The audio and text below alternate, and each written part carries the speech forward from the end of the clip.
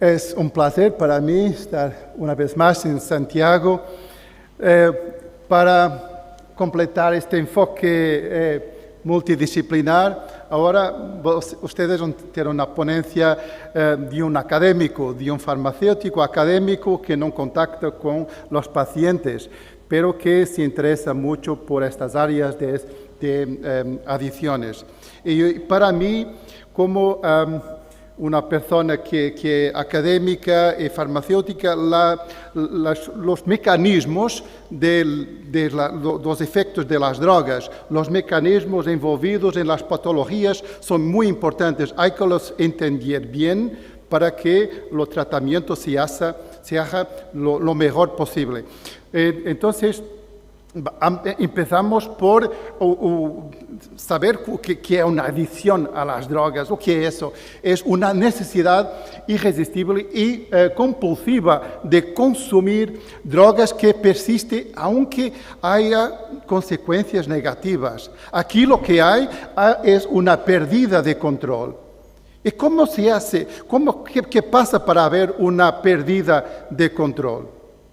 Nosotros conocemos este trabajo de Georges Koob y esta figura que Georges Koob ha publicado, que la temática es el ciclo vicioso de la adicción, que tiene tres partes muy importantes. Una es el consumo, no sé si he traducido bien, consumo en atracón, que lleva a memorias positivas. Y las memorias positivas inmediatamente llevan una neuroadaptación.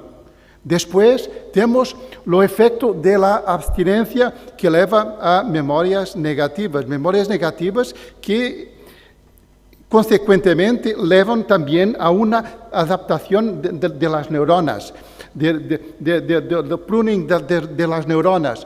Y después una preocupación, anticipación y una participación do ambiente que la persona está, que va a contribuir para que haya un inmediato consumo y hay como una bola de nieve que se va rolando e incrementando, siempre habiendo estas neuroadaptaciones que persisten más allá que la abstinencia aguda, que lleva a recaídas y alteraciones de la función cognitiva y que lleva a consumo compulsivo. Aquí una pérdida de control que se pasa después de este efecto de neuroadaptación. ¿Y cómo se hace la neuroadaptación?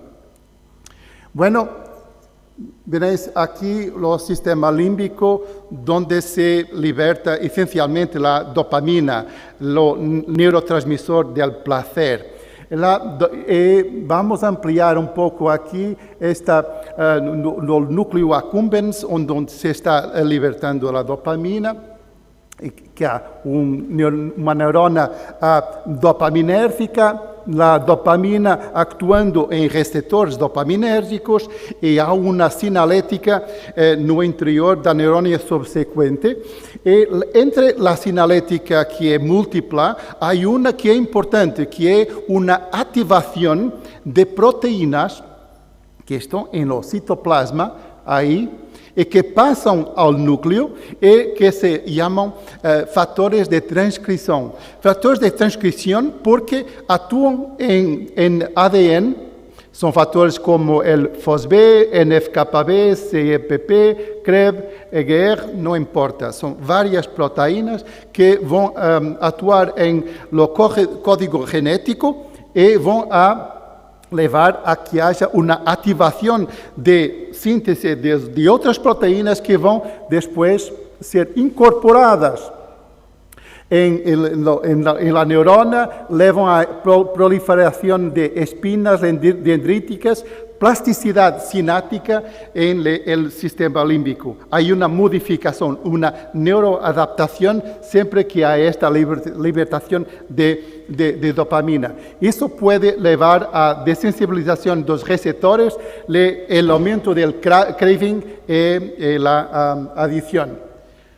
Pues esto es muy simple. Pero aquí el recambio de proteínas que se pasa aquí dura horas o semanas, cuando mucho, y después hay un retorno anormal. Y nosotros sabemos que en adición no hay un retorno al normal al fin de unas semanas o mismo meses o años. Entonces hay otra cosa que va a ayudar a explicar lo que se está pasando. Y tenemos que hablar ahora de la síntesis de las proteínas después de activación genética por los factores de transcripción. Para que eso sea posible, el ADN tiene que estar desarrollado para ser receptivo a esas proteínas, a esos factores de transcripción. Pero normalmente los genes no están desarrollados, están empaquetados alrededor de otras proteínas que vamos a llamar de histonas. Eso va a originar las fibras de cromatina que empaquetan aunque más y van a formar los cromosomas. En la forma de cromosomas, la ADN no está accesible, no se puede activar para que funcionen bien. Entonces, hay que hablar ahora de la epigenética. Esto es lo que tiene normal, siempre que hay factores de transcripción en lo núcleo, a activación y a generación de otras proteínas. Pero hay posibilidad de influenciar esa actividad con la epigenética, que son modificaciones del código genético por metilación o acetilación, o entonces con la producción de RNA no codificante, que tienen una influencia para aumentar o disminuir la actividad genética. Es eso que es la epigenética, a la de la genética. Es una influencia que se hace entonces con enzimas que van a contribuir para modificar particularmente locales de los genes. Y aquí ven que esta configuración, aquí está representado el ADN enrolado en las histonas, empaquetado arriba y abajo está extendido y aquí el DNA es accesible, el gen está activo, aquí está inactivo. La metilación del ADN hace con que se empaquete y no fique accesible a factores de transcripción. Si se hace una acetilación, metilación no, acetilación sí, con acetilos se va a desempaquetar y el ADN fica accesible, el gen fica activo. Entonces, vamos a ver cómo se pasa. Un efecto más es la metilación del ADN, no solo de las histonas, pero también del ADN, que lleva al silenciamiento do efecto da transmissão que se hace a nível genético. E o microRNA no codificante que se produz a partir del proceso de transcripción y que dirigen el ARN mensajero codificante de proteínas para su degradación. Entonces tenemos una cantidad diferente de fenómenos epigenéticos de metilación, acetilación, RNA no codificante que pueden modificar aquello que es lo efecto de la información genética en las neuronas.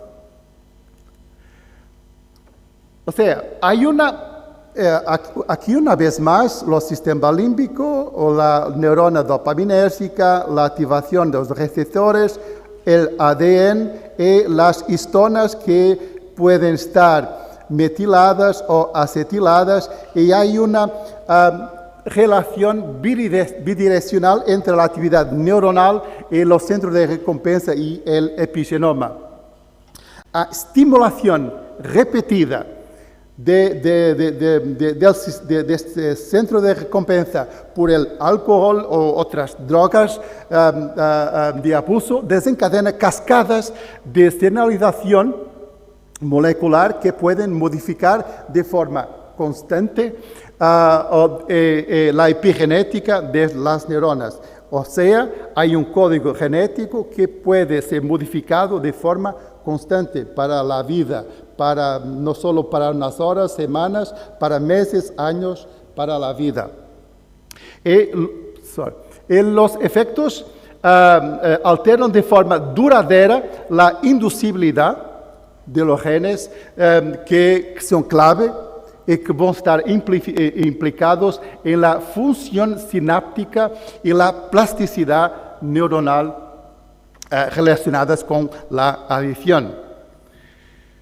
Un ejemplo, la exposición aguda o crónica a psicoestimulantes o opioides del núcleo accumbens lleva a una acetilación de las histonas, las proteínas donde el DNA está enrolado, H3 y H4, que conducen a comportamientos relacionados con la recompensa. Aquí un aumento de este reward-related behavior, de este comportamiento relacionado con la recompensa. Peor que eso es que una vez instalada este efecto en las neuronas, hay posibilidad de transmisión epigenética dos efectos en los cerebros para los gametas, para los gametos, para los espermatozoides y para los óvulos. Eso se hace con RNA no codificante, que pasa bien la barrera hematoencefálica, pasa para la circulación y va a influir los gametas. Entonces, lo que se pasa es que hay una posibilidad de herencia epigenética. Sabemos que la firma epigenética que se borra en su mayor parte en los gametos, si se restablece tras fecundación, probablemente para evitar la herencia epigenética de todo el genoma. Sin embargo, un pequeño número de genes sufre una impresión que va a ser permanente. Y hay pruebas que la impresión de ciertos genes se transmite a la descendencia durante varias generaciones, no solo hijos, pero también los netos, bisnetos, por la. Lo efecto en las mujeres es un poco más grave si la exposición se hace durante la gravidez, porque se puede afectar al feto directamente en los gametos o entonces directamente en el cerebro. Entonces hay esta posibilidad de afectar más generaciones que en el hombre, pero es igual. Hay herencia de dos efectos genéticos. Y vamos a ver para diferentes sustancias psicoactivas cómo eso se traduce en trabajos que se han hecho en la área preclínica especialmente. Vamos a ver o que se pasa con el alcoholismo. Yo coloco alcoholismo en no alcohol. No estoy hablando de consumo moderado de alcohol, mas sí de alcoholismo. Y nos vamos a enfocar en una área del cerebro que es responsable por la ansiedad, por el miedo, que es la amígdala. ¿Ok? Amígdala. en los efectos del etanol en la... Gracias. Del etanol en la acetilación de las histonas en la amígdala. Y se sabe, aquí hay una representación de las histonas, son las proteínas, y a negro están viendo el ADN enrolado. Y aquí se ve que está empaquetado con metilaciones, acetilaciones. Cuando hay un consumo agudo de etanol, lo que se pasa es que el etanol va a inducir la acetilación de las histonas y hay un desempacotamiento a desarrollar del ADN y fica expuesto a los factores de transcripción y se hace una transcripción. Y esas modificaciones aquí van a reducir la ansiedad. Es por eso que el etanol tiene un efecto ansiolítico. Entonces, ¿qué se pasa aquí? Es que se consume más etanol a un desempacotamiento mayor porque hay más acetilación y más cantidad de factores de transcripción están activando el ADN. De lo contrario, cuando hay tolerancia cuando hay consumo crónico del etanol, hay un fenómeno de tolerancia que van a normalizar lo epigenoma. O entonces, en caso do síndrome de abstinencia, hay como que uma condensação muito grande da cromatina e isso provoca aumento do comportamento ansioso e do consumo de álcool. Tem que lembrar que isto é efeito permanente. Aqui, epigenética para toda a vida com este efeito que leva ao comportamento ansioso e del consumo compulsivo del consumo de etanol. Ahora vamos a ver no solo la amígdala, mas también el núcleo accumbens, que es responsable pela recompensa. Y aquí a ver lo que se pasa en la metilación. Cuando hay metilación de las histonas, hay empacotamiento. Cuando se retira la metilación, o ADN fica exposto a factores de transcripción. Cuando hay consumo agudo de etanol, hay una inhibición de la metilación y retiramos el empaquetamiento. Hay una exposición a factores de transcripción y hay un efecto que es deseado por el consumidor. Cuando hay un consumo crónico, aumenta la metilación o cuando hay abstinencia, ha lugar a una hipermetilación que lleva a un efecto de ansiedad y de consumo compulsivo.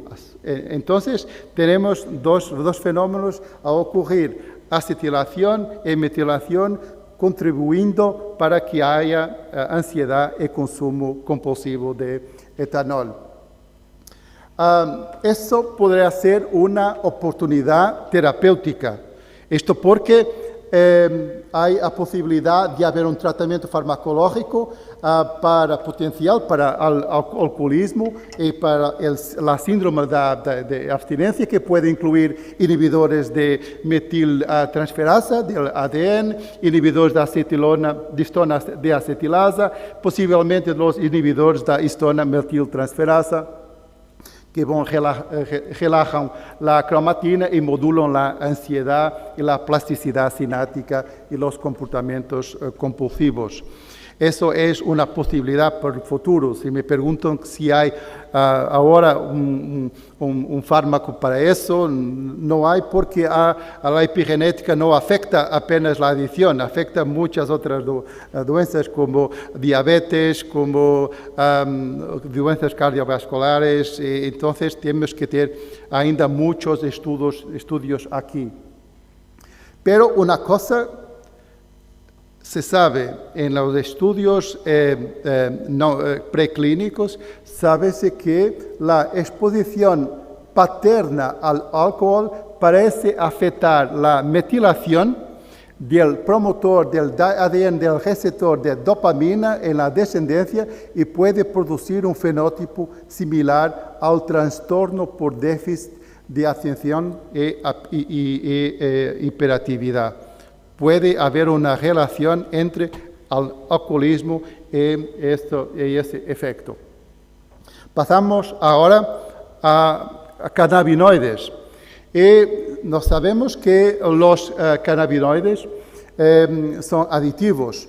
Entre 10 y 16% de los consumidores de cannabis, que son millones en todo el mundo, desarrollan dependencia.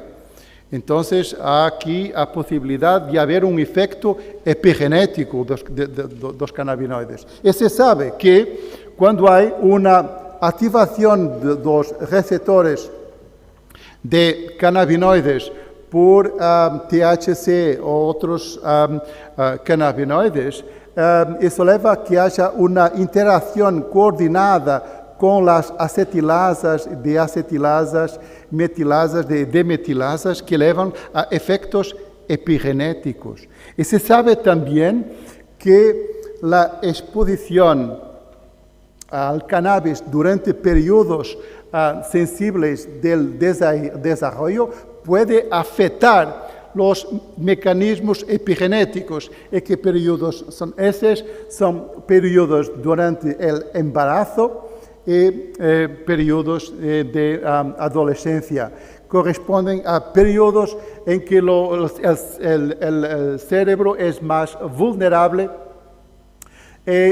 a la influencia de los cannabinoides externos al interferir con los mecanismos epigenéticos que surgen, dando lugar a una regulación epigenética que es persistente y a cambios en el comportamiento. Hay varios estudios demostrando eso. En diferentes periodos de exposición, en el útero, en la adolescencia, en la edad adulta, en la línea germinal parental, con exposición a cannabis o a THC o cannabinoides sintéticos. Y la alteración fenotípica más tarde que se ve en vida es el aumento de consumo de sustancias durante la adolescencia, cuando hay exposición in utero, aumento de la búsqueda de heroína en la edad adulta. Y reparen, estamos hablando de una exposición in utero a cannabis y a la edad adulta un aumento de búsqueda de opioides. Estamos a hablar de una interconvención de la compulsión en términos de consumo de drogas. Deterioro de la memoria, esquizofrenia en la edad adulta, aumento de la búsqueda. Y las modificaciones epigenéticas que se observan, en mayor parte, es metilación del ADN.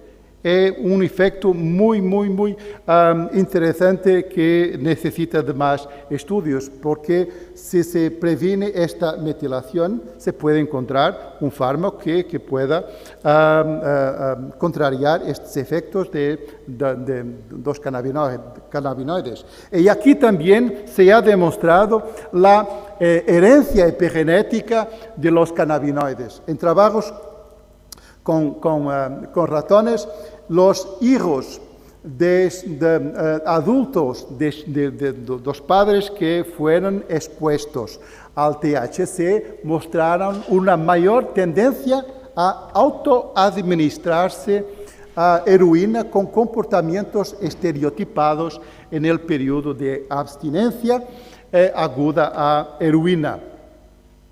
Se detectaron alteraciones, una vez más, de metilación del ADN en el núcleo accumbens, donde se está libertando la dopamina, el neurotransmisor de felicidad. Entonces, hay una evidencia para los cannabinoides. Es lo que se pasa con la cocaína. En el caso de cocaína, se sabe que el campo o el hipocampo o local de la memoria es afectado, el campo de aprendizaje de memoria, por la inhibición de histona diacetilasa puede transformar un evento subliminar, un evento que podría no ser importante, en una memoria robusta a largo plazo, porque hay una interferencia epigenética. Y la desregulación de HDAC por el consumo repetido de cocaína parece ser un paso clave en la transcripción del consumo, transición del consumo recreativo para el comportamiento compulsivo del consumo de drogas. Y aquí un aspecto interesante. Bien, este fármaco es un fármaco que es tricostatina, es un inhibidor de HDAC, es utilizado para tratamiento del cáncer. Y se ha utilizado este inhibidor de HDAC en ratones, se ha demostrado que a administración de tricostatina disminuyó a autoadministración de cocaína, pero no de sucrosa. Entonces, aquí una utilización o reutilización de un fármaco que está en mercado, que ha demostrado, pelo menos en estudios preclínicos, que es efectivo a contrariar la autoadministración de cocaína. Un aspecto muy interesante y muy reciente que tiene a ver con esta dualidad de consumo de cocaína y cigarrillos. Nicotina. La verdad es que la nicotina refuerza los cambios fisiológicos inducidos por la cocaína mediante la inhibición de la HDAC. Entonces, si consumes cocaína, no fumes. Es la información que tenemos aquí. O si fumas, no consumas cocaína. Es importante porque hay aquí un efecto sinérgico en términos de adicción que se hace con el consumo de dos drogas. La verdad es que la nicotina, apenas nicotina, tiene un efecto epigenético. Esa es una mala noticia para los formadores, pero es verdad. Las inyecciones subcutáneas de nicotina produjeron un aumento en la expresión de los receptores de dopamina D1 en la corteza prefrontal de la rata, aquí a la derecha, que hay humana. Y estos aumentos se asociaron a una mayor acetilación de H4 en el promotor del receptor D1. Esto significa que la nicotina también tiene efectos epigenéticos que se pueden manifestar no solo en la persona, mas también puede ser heredado por la descendencia.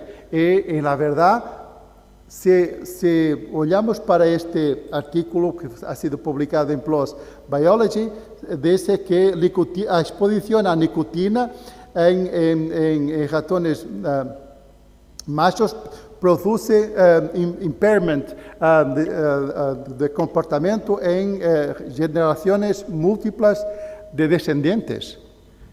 Hijos, nietos, bisnietos, trisnietos, todos afectados por la nicotina.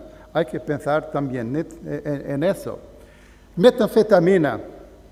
Metanfetamina, se sabe que la administración aguda de metanfetamina provocó un aumento de la hiperacetilación de la histona H4 en núcleo accumbens, que ha sido asociado a una disminución de expresión de las HDAC.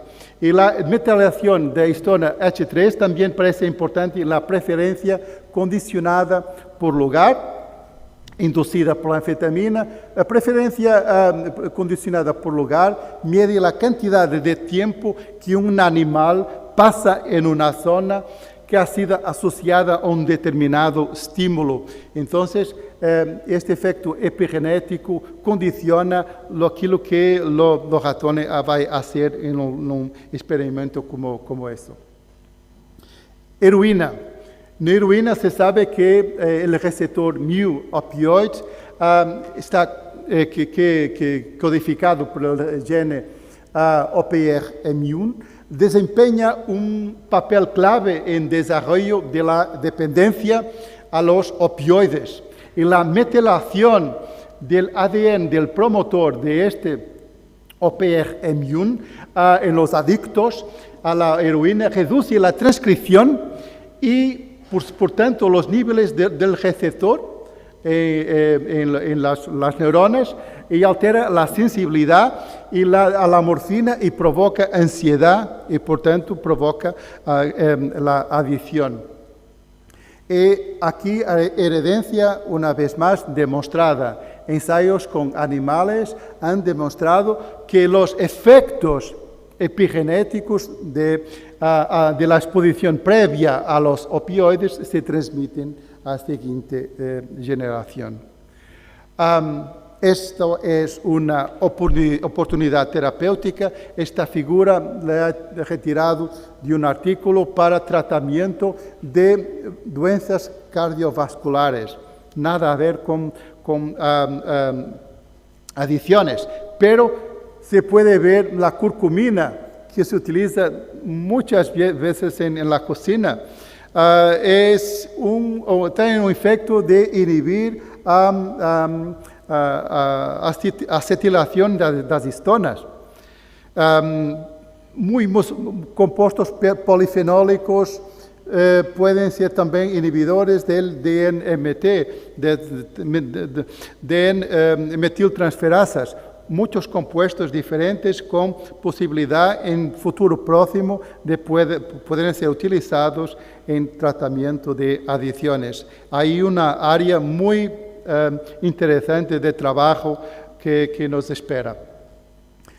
Más herramientas, estas herramientas Zinc Protein Fingers, RNA Guided CRISP, son construcciones bifuncionales que consisten en un dominio de unión a ADN que está diseñado para dirigirse a una secuencia que está siendo modificada de forma epigenética y retira la información epigenética. Nosotros ya tenemos dos tipos de tratamiento para direccionar a la epigenética, modificando-a e prevenindo os efectos a longo termo por la vida. Esto es otra esperanza que se tiene en la área de las adicciones. Ahora voy a hablar un poco para terminar de factores que se pueden también hacer ahora. Se sabe que los estudios clínicos indican que solo entre el 10 a 20% de las personas que consumen psicoestimulantes y opiáceos de forma recreativa acaban convirtiéndose en adictos. La mayor parte no se convierte. Y otras drogas presentan tasas de transición más bajas, que 10 a 20%. Los factores ambientales genéticos contribuyen con certeza para que un individuo sea vulnerable o no, y esta progresión hacia adicción, mientras que otros permanecen incólumes. ¿Qué diferencias hay para que nosotros, unos sean incólumes, otros empiezan a ser adictos? Hay que hablar ahora un poco de resiliencia, el factor importante de resiliencia que tiene efectos también genéticos, epigenéticos. Y la resiliencia, lo saben mejor que yo, se refiere a la relativa protección de un individuo o una familia contra las presiones del entorno a las que otros pueden ser propensos a sucumbir. Existen factores de resiliencia que individuales, así como familiares y comunitarios, para proteger a estas personas de la adicción a las drogas. Y un factor de resiliencia que se ha estudiado muy bien en animales es lo ambiente condicionado. Si hay un ambiente enriquecido dentro de la jaula, con ver este ambiente donde se pueden esconder, donde se pueden brincar, estos animales no tienen tendencia a ficar adictos, a se tornar adictos. Eso es para los animales un factor de resiliencia. Entonces hay que pensar en la utilización de esta idea de resiliencia como una oportunidad terapéutica, una agenda que intenta identificar los factores resilientes que pueden ser individuales. No para todos, no hay un chapéu que se puede utilizar para todos, pero individuales. Puede tener un beneficio añadido para mejorar los tratamientos de los pacientes con comorbilidades por adicción a las drogas o otras enfermedades psiquiátricas. Puede ser posible mejorar estos patrones de comportamiento a través de una tutoría activa. Una tutoría es lo que pienso que podrá funcionar de los individuos en riesgo. Dado que los efectos del estrés y de los comportamientos resistentes pueden transmitirse de una generación a otra, efectos epigenéticos de la resiliencia se pueden también transmitir. Estas intervenciones ambientales pueden tener una relación coste-beneficio sustancialmente positiva para nuestros sistemas sanitarios. Los agentes farmacológicos pueden ser más eficaces cuando se utilizan junto a actividades de tutoría que promuevan el afrontamiento, el coping relativamente a los estrés, a los efectos de las drogas. Ejercicio es un factor de resiliencia bien conocido. Luego, el ejercicio promueve cambios estables en la expresión genética a través de una regulación del gen BDNF, mediante también modificaciones, no interesa mucho, de las histonas, de la acetilación de histona H3. Y el ejercicio puede servir como sustituto de los fármacos, aumentando la sensibilización dopaminérgica y alterando la vulnerabilidad, produciendo neuroadaptaciones persistentes en la senalización y la remodelación de la cromatina.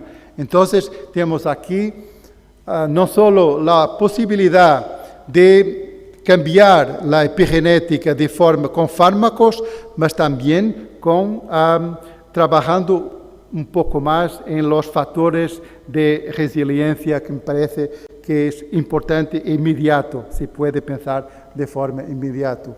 Así, este es último diapositivo. Tenemos aquí una maldición para las generaciones siguientes, y esta información podrá ser importante para los jóvenes, para que piensen que la utilización compulsiva en atracón de alcohol o otras sustancias psicoactivas puede llevar a efectos epigenéticos que se van a transmitir a la herencia, a los hijos y demás, pero es también una oportunidad terapéutica que tenemos que pensar en futuro próximo. Muchas gracias por su atención.